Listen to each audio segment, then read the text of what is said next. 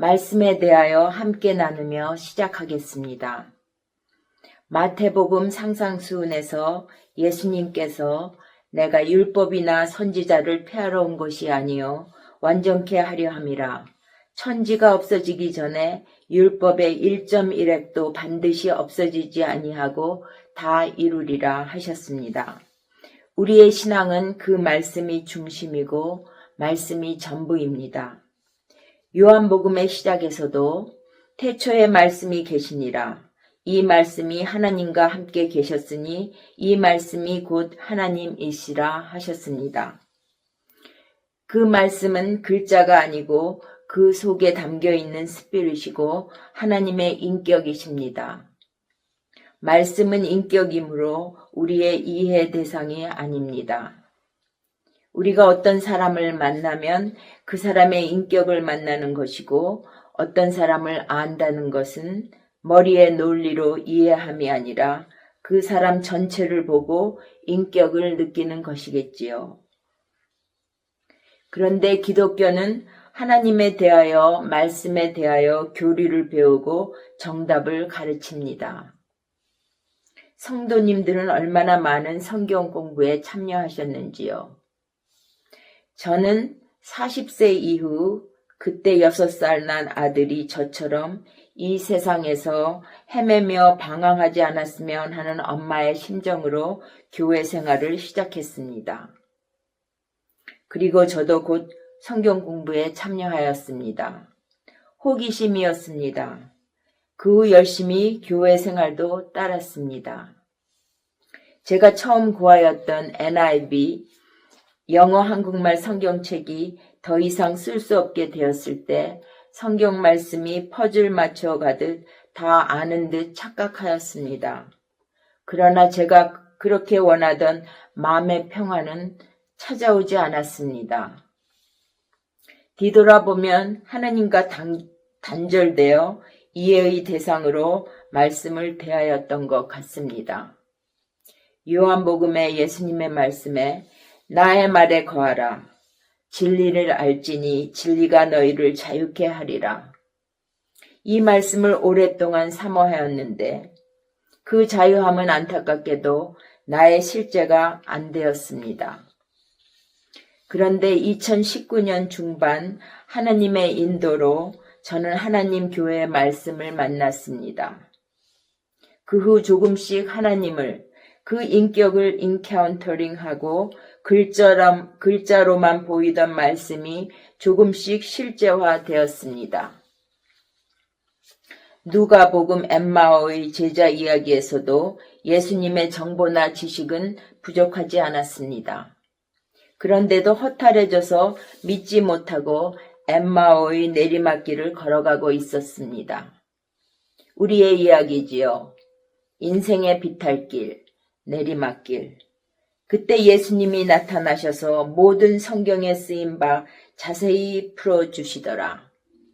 제자들이 서로 말하되 우리에게 성경을 풀어주실 때 마음이 뜨겁지 아니하더냐. 즉시 눈이 밝아지고 행동이 피어났습니다. 곧 일어나 예루살렘으로 돌아가 증인이 되었습니다. 그 반전이 어디서 일어났지요? 예수님이 자세히 설명하시더니 디아 레고마이에서 일어났습니다. 우리의 반전도 그렇게 일어나고 있습니다. 오늘은 이 말씀의 인격을 만나 그 인격의 사랑스러움에 빠진 사람, 사도 바울의 삶이 어떻게 마감되나 자세히 보겠습니다. 바울은 생애 3번 전도 여행을 합니다. 1차 전도 여행은 굉장히 성공적이었으나 열매가 없고 적도 생기고 바울을 끝까지 괴롭히는 결과가 되었습니다. 사도행전 13장 비디시아 안디옥에 이르러 말씀을 전하니 온 성이 거의 다 말씀을 듣고자 하여 모였다 합니다. 그때 유대인들이 그 무리를 보고 시기하며 반박하며 비방하는 무리가 생겼습니다. 그리고 14장에는 바울이 루시디아에서 기적을 행하며 신인 줄 알고 사람들이 경배했다 합니다. 실제로 바울을 통한 하나님의 역사는 2차 전도 여행부터 나타납니다. 그리고 2차 전도 여행이 시작되면서부터 디알레고마이, 말씀을 자세히 풀어주더라 합니다. 3차 전도 여정, 그리고 그 후에도 반복하여 나오는 말이 디알레고마이입니다. 디알레고마이가 시작되면서부터 온 시민이 바울 앞에 나오는 것은 끝났습니다. 이제 10명에서 20명, 20명 이하의 모임이었습니다. 어떤 이론이나 논리가 아니라 삶의 안개처럼 젖어드는 이야기가 되었을 때 하나님의 사람이 일어나고 하나님의 동역자가 생기고 하나님의 나라가 이 땅에 나타나는 것이 바울 생애를 마감하는 여정입니다. 그 바울 생애의 마지막 여정을 사도행전 19장에서 28장은 적고 있습니다. 이 여정은 3차 전도 여행의 꽃인 두란노 서원을 마감하며 시작합니다. 사도행전 19장 9절, 두란노 서원에서 날마다 강론하니라 합니다. 날마다 디알레고마이 합니다. 그랬더니 유대인이나 헬레인들이 다 주의 말씀을 듣더라. 말씀을 듣고 어떤 결과가 나타났지요? 은 5만이나 되는 마술책을 불살랐더라. 말씀의 붙들림을 받으면 세상 마술이 뜨악해집니다. 그런데 우리는 얼마나 마술의 기가 솔깃하고 어떨 때는 철석같이 믿습니까? 무엇을 하면 무엇에 좋다. 무엇을 먹으면 어떻게 좋다. 참 한국에 황토길이 생겼는데 한 자매님의 한국에 사는 언니는 그 길을 매일 걷기 위해 아예 그곳으로 이사하셨다 합니다.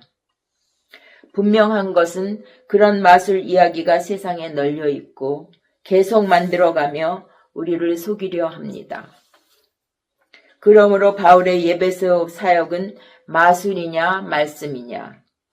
데메드리오 실버스미스가 우리의 풍족한 생활이 그것에 달렸다 하지요. 우리도 우리의 풍족한 생활이 돈에 달려 있다 합니다. 나라는 존재를 행복하게 하는 것은 결코 돈이 아닌데 우리는 그 마술을 철석같이 믿고 있습니다. 우리의 선택은 어디에 있습니까? 분명 돈의 선택은 마술의 선택이고 하나님의 선택은 본질을 선택하는 길입니다. 사도행전 2장의 성령 강림의 시간에서도 본질은 보지 않고 불의 혈같이 갈라지는 것, 하늘로부터 급하게 강한 바람소리, 하나님의 마술로 착각합니다. 성령이 임했다는 것은 모든 민족이 자기 언어로 복음을 듣게 되었다 하는 것이지요. 그래서 바울이 그들의 풍족한 생업에 위협을 준다 하여 소동이 일어나 예배소를 탈출함으로 마지막 여정이 시작됩니다. 그때 사도 바울이 2번이나 가려고 했던 드로아에 가게 됩니다. 원래 시간이 없어 바울은 되도록이면 오순절 안에 예루살렘에 이르려고 합니다. 배를 타고 팔레스타인 북쪽 부분 시리아에 가려고 했는데 유대인이 바울을 죽이려고 하는 그 백기를 피하느라고 육로로 가는 길에 드로아에 왔습니다. 하나님의 은혜였습니다. 그렇게 복음을 전하고 싶었는데 마지막 생애에 하나님의 섭리로 전할 수 있게 되었습니다. 사도행전 20장 7절 주일 첫날에 떡을 떼러 모였더니 바울이 그 이튿날 떠나야 하므로 밤늦게까지 디알레고마이 하였다 합니다. 헤어지기를 안타까워하는 마음으로 밤늦게까지 함께하며 말씀을 나누었습니다. 그런데 유두고라는 청년이 창가에 앉아 있다가 그만 졸아 3층에서 떨어져 죽지요. 얼마나 놀랐을까요? 그런데 바울이 내려가 살립니다. 생명이 통하는 코이노니아 안에서 죽음을 다스립니다. 바울의 생명이 통합니다. 이 하루 머무는 장면에 디알레고마이가 7절, 9절 2번 나옵니다. 뜨거운 만남 같지요? 그리고 유대인을 피하여야 하므로 그 다음날 밀라도에 가서 에베소 장로들을 오라고 하여 작별 인사를 나누는데 다 크게 울며 바울의 목을 잡고 입을 맞추고 전송합니다. 2년 3개월 동안 에베소 사역을 통하여 하나됨은 우리의 혈연적인 가족보다 더한 것이었습니다. 예수님으로 하나됨은 이 우주에서 가장 강력한 하나됨입니다. 그것이 1820 데일리 브렛이지요. 그래서 바울이 에베소 장로들에게 20장 23절 24절 오직 성령이 각 성에서 내게 증인하여 결박과 환난이 날 기다린다 하나 내가 달려갈 길과 주 예수께 받은 사명 곧 하나님의 은혜의 복음을 증거하는 일을 마치려 하면은 나의 생명조차 조금도 귀한 것으로 여기지 아니하도다 합니다. 사도 바울은 자기가 싸워야 할 싸움, 자기가 달려갈 길, 자기가 지켜야 할 믿음이 분명하였습니다. 엠마오에서도 예수님께서 고난을 받고 자기 영광에 들어가야 할 것이 아니냐 말씀하셨듯 이러한 사도 바울을 통해 그 당시 교회가 고난을 이길 수 있는 그 힘을 누가는 적고 있습니다. 35절 주께서 친히 말씀하신 바 주는 것이 얻는 것보다 복이 있다 하심을 기억하라. 코이노니아 가슴이 통하고 서로 나눌 수 있을 때 천국을 사는 복입니다. 부부로 만나도 나누어지지 않으면 복이 아니겠지요. 이제 백길로 두로에 도착합니다. 21장 지금 시리아 지역입니다. 도착하여 그 10명이 넘을 수 있는 일행과 그곳에 여러 날 지냈다 합니다. 그 일행을 호스트한 성도 가정의 아낙네의 심정은 어떠하였을까요? 빨리 가기를 바랬을까요? 그들은 사도 바울에게 예루살렘에 들어가지 말라고 말립니다. 그리고 떠날 때 저희가 다 처자들과 함께 나와 무릎 꿇고 기도하며 작별 인사를 하며 헤어집니다. 그 후 일행은 가이사라에 도착합니다. 그곳에는 예언 사역을 하는 4딸이 있는 빌립 집사의 집에 머물렀습니다. 예언 사역이란 말씀을 전하는 사역입니다. 그 집에 머무르는데 아가보라는 선지자가 예루살렘에서 내려왔습니다. 그는 바울의 띠를 자기 손에 묶고 예루살렘에 들어가면 이렇게 결박된다. 절대로 가지 마라 합니다. 만난 적도 없고 사귄 적도 없는 사람이 바울의 심령을 완전히 공감하고 있습니다. 더 놀라운 것은 드로에 있었던 성도나 가이사라의 성도들은 처음 바울에 대하여 들은 것은 저들의 원수였을 때입니다. 사도 바울이 사울이었을 때, 그 이후 바울에 대하여 들은 적도 만난 적도 없었습니다. 그러나 그가 정말 예수를 믿어 이제 복음을 전하는 사람이라는 소식은 들었겠지요. 원수되었던 사이, 사울 때문에 예루살렘에서 도망쳐 나온 사람들, 이제 하나님 안에서 한 가족이 되었습니다. 그들의 말림에도 바울은 21장 13절 주 예수 이름을 위하여 결박당할 뿐만 아니라 예루살렘에서 죽을 것도 각오하였노라 하며 이제 예루살렘에 들어갑니다.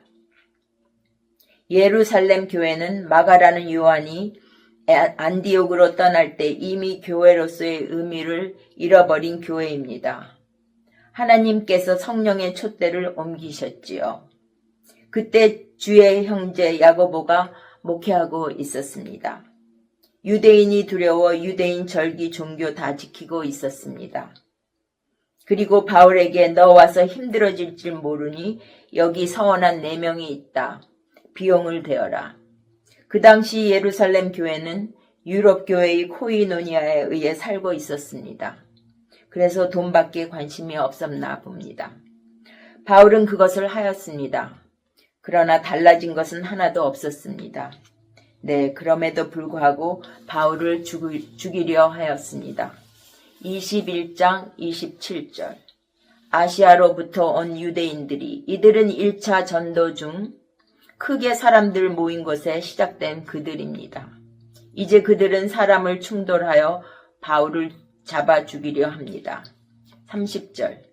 온 성이 소동하여 백성들이 달려와 모여 바울을 성전 밖으로 끌고 나가니 문이 곧 닫히더라. 그때 바울을 잡아 죽이려 하는데 난데없이 31절 천부장이 나타납니다. 하나님께서 준비하고 계셨습니다. 천부장이 그 소란 속에서 바울에게 말할 기회를 허락합니다. 그때 놀라운 다메섹 증언을 합니다. 22장. 그 핵심은 십자가에 죽으시고 부활하신 예수가 주님이시다. 진정한 하나님이시다. 진정한 이 땅을 다스리는 분이시다. 사람들이 바울의 말을 듣다 또 소동을 일으킵니다. 그래서 천부장이 바울을 채찍질하여 신문하여 자백을 드리려 하니 바울이 자기가 로마 시민임을 증거하여 그가 결박한 것을 두려워합니다.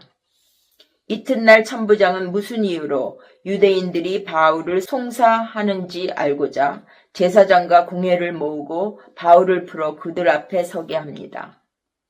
23장. 이때 바울이 부활에 대하여 얘기하니 바리새인과 사두개인 사이에서 다툼이 생깁니다.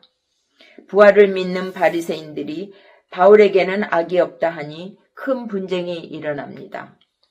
그래서 천부장은 바울을 피신시킵니다.